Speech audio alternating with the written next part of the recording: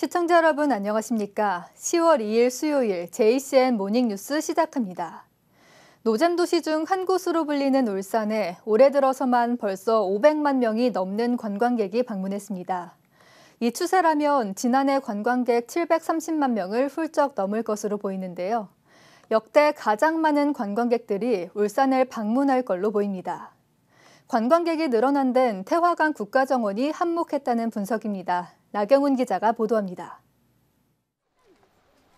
풍성하게 자란 팜파스 그라스와 분홍빛 핑크뮬리 사이로 관광객들이 산책을 하며 추억을 남기기 바쁩니다. 어느새 가을바람을 맞으며 국가정원의 아름다움에 심취합니다. 울산에 살아서도 이렇게 예쁜 국가정원인 줄은 몰랐어요. 이런 도시에 있다는 게 행복한 거예요. 타 지역에서 이렇게 많이 들어오시잖아요. 국가정원으로 자랑할 수 있어서 좋은 것 같아요. 내 마음에 완전히 충전이 된 것 같습니다. 스트레스를 확 날리고 가는 것 같습니다. 특히 대나무가 빼곡한 심리대 숲은 가족과 연인들이 함께 걸으며 추억을 남기기에 안성맞춤입니다. 평지에 있는데 산길에 온 것 같고 공기도 좋고 시원해서 오늘 안 그래도 날 더웠는데 너무 좋은 것 같아요. 땡볕에 안 놀고 그늘에서 놀기도 딱 좋고. 태화강 국가정원의 매력 덕분에 이곳을 찾는 관광객이 꾸준히 늘고 있습니다. 지난해 태화강 국가정원의 누적 관광객은 244만 명, 1년 사이 4배 이상 늘었습니다. 이 가운데 심리대 숲의 관광객 수는 무려 10배 가까이 급증했습니다. 이 덕분에 울산의 전체 관광객 수도 크게 늘었습니다. 올해 상반기 울산의 누적 관광객은 550만 명, 전년 동기 대비 184만 명 증가하면서 지난 2022년 한 해 관광객 수를 뛰어넘었습니다. 최근 국제정원 박람회 유치에도 성공하면서 앞으로 더 많은 관광객이 울산을 찾을 것으로 기대됩니다. 지난 2019년 국가정원으로 지정된 이후 울산 관광에 큰 역할을 해오고 있는 태화강 국가정원. 국가정원 효과로 해마다 많은 관광객이 울산을 찾고 있는 가운데 이 추세라면 올해 역대 최다 관광객이 울산을 방문할 것으로 보입니다. JCN 뉴스 나경훈입니다. 제9회 울산울주 세계산악영화제가 어제 막을 내렸습니다. 함께 오르자 영화의 산이라는 슬로건으로 지난달 27일부터 닷새간 열린 올해 산악영화제에는 세계 28개국에서 97편의 작품이 출품돼 영남알프스와 울산대공원 청소년 광장 등에서 관광객들을 만났습니다. 특히 영화제 기간 국제산악영화제협회 총회가 열려 산악영화제의 위상을 드높였습니다. 2024 울주 오디세이 행사가 기상 악화로 인해 장소를 변경했습니다. 울주문화재단은 당초 신불산 간월제에서 열릴 예정이었던 공연이 강풍과 폭우로 인한 안전 문제로 울주 종합체육센터 2층에서 진행된다고 밝혔습니다. 행사 일정은 변경 없이 내일 오후 1시에 그대로 진행됩니다. 현대자동차가 창립 57년 만에 누적 생산 1억 대라는 대기록을 세웠습니다.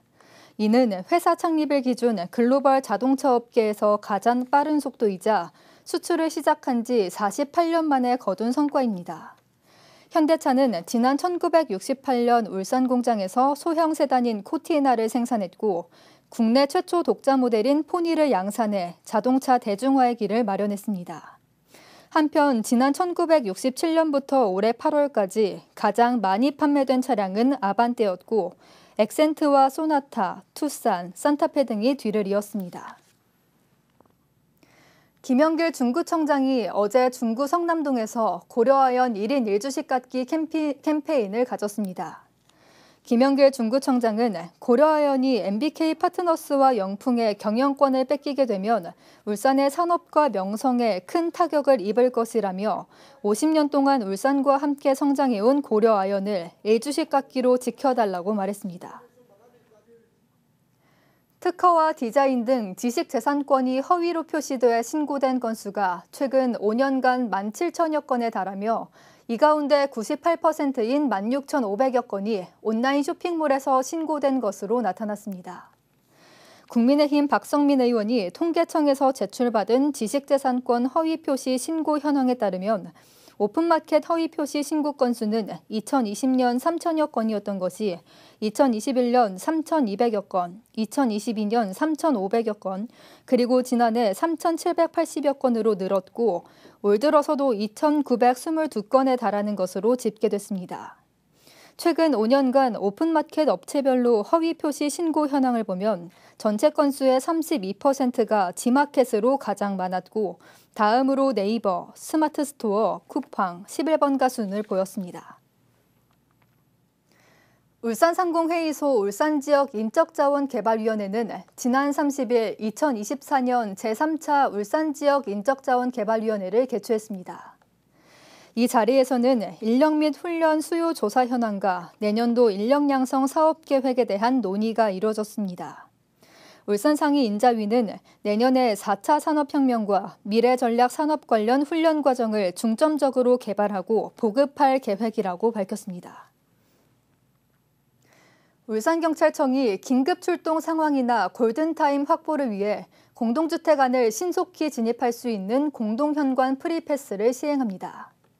공동현관 프리패스는 아파트 등 공동주택층이 동의하면 해당 공동주택의 공동현관을 출입할 수 있는 카드형 전자태그를 소방관과 경찰관에게 전달하는 것으로 위급 상황 발생 시 공동현관을 열고 진입할 수 있습니다. 울산경찰청은 앞서 중구지역 대단지 아파트 5곳을 대상으로 시범 운영을 해 효과를 확인했다며 공동현관이 있는 울산지역 228개 공동주택을 대상으로 공동현관 프리패스 적용 의사를 확인해 시스템을 구축할 예정이라고 밝혔습니다. 울산 정자항에 계류된 선박에서 화재가 발생했습니다.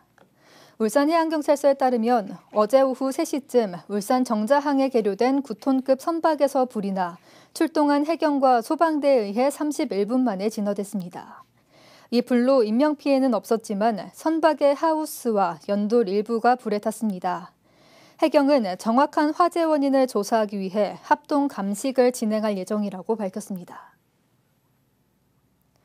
울산시 교육청이 올해 정보화기기 공동구매로 예산 30억 1,800여만 원을 아꼈다고 밝혔습니다. 교육청은 올해 학교와 기관 214곳에 정보화기기 4,900여 대를 공동구매해 예산 15억 3,700만 원을 절감하고 9월에는 학생용 스마트기기 18,000여 대를 공동구매해 14억 8,100만 원을 추가로 절감했다고 설명했습니다. 울산박물관은 어제부터 27일까지 박물관 2층 회랑에서 울산공업축제 연계전 공업축제의 꽃 카퍼레이드 사진전을 개최합니다. 이번 전시에서는 오는 10일부터 13일까지 나흘간 열리는 2024 울산공업축제를 앞두고 역대 울산공업축제의 화려한 카퍼레이드와 축제를 살펴볼 수 있습니다. 관람객들은 공업축제가 성황을 이루던 지난 1970, 80년대 카퍼레이드의 모습을 보면서 추억에 잠겨보고 35년 만에 성황리에 치러진 지난해 공업축제 카퍼레이드 축제를 즐기는 많은 시민들의 모습도 감상할 수 있습니다. 28년 뒤 울산의 고령 인구가 지금보다 2배 많은 36만 명에 달할 거란 전망이 나왔습니다. 통계청이 최근 발표한 2024 고령자 통계에 따르면 28년 뒤 울산의 고령 인구 수는 36만 1,000명으로 올해 기준 18만 1,000명보다 2배 많을 것으로 예상됐습니다. 특히 현재 16.5%인 울산의 고령 인구 비중도 43.7%에 달할 것으로 예상됐습니다. 전국 공무원 노동조합 울산지역본부가 지난 30일 구군별 후생복지제도 개선을 위해 실태조사를 진행하고 건강검진비 인상 등 4가지 제도 개선을 요구하겠다고 밝혔습니다. 노조는 청년 공무원들의 조기 퇴사 원인으로 저임금과 수직적 직장 분위기가 지적됐다며 건강검진비 10만 원 인상, 특별휴가 제도 신설이 필요하다고 주장했습니다. 또 악성 민원으로부터 공무원을 지원하는 실질적 제도와 각종 행사의 공무원 동원을 억제할 필요성 등 공무원 처우 개선에 대한 내용도 제기됐습니다. 남구청이 남산 레포츠공원의 체육시설 개설을 완료하고 어제부터 이용을 재개한다고 밝혔습니다. 이번 사업으로 풋살장과 족구장의 인조잔디를 교체하고 진출입로와 계단을 정비했습니다. 남산 레포츠 공원은 풋살장과 족구장, 테니스장 등으로 구성됐으며 지난해 4만 명의 주민들이 이용했습니다.